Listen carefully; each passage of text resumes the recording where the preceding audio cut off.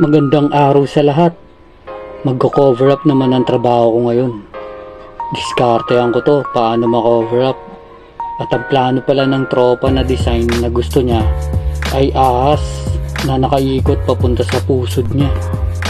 Bali, ginawa ko muna dyan ay in-stencil ko lang yung ulo ng ahas para maganda at kuha ang detalye ng mukha ng ahas. At saka ko frinian yung katawan ng ahas at ang detalye pa dyan ay yung sa loob ng katawan meron siya mga rosas. Bali yun yung magsisilbing kaliskis niya. Grabe talaga tong tropa kong to.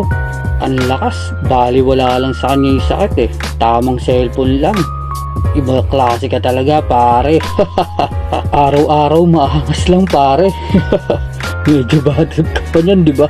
Sa nakaraan mo. Nasa parting tagiliran na rin ako. Masakit-sakit na din dyan sa part na yan. Kasi medyo walang pwersa o pag-control dyan sa part na yan.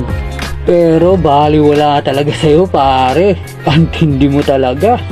Ang lupit mo. Iniisa-isa ko na dyan sa loob ng katawan ng ahas yung mga detalye ng rosas at mga petal. At nang matapos ko na siya, pinulayan ko na rin ng pula yung mga rosas. Bali yun lang ang may kulay. At saka ko na pinasadahan ng white ink yung mga detail niya para magpapout yung mga rosas sa loob ng katawan niya. At para makita rin yung pagkarosas niya pag tinitignan siya. Hindi siya magmukhang kaliskis pag malayo.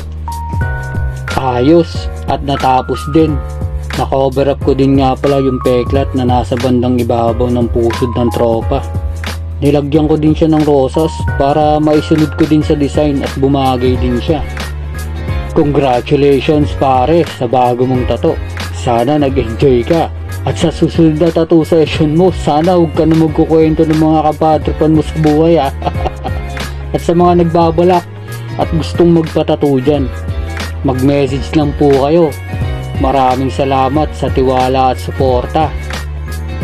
Magpatattoo ka na.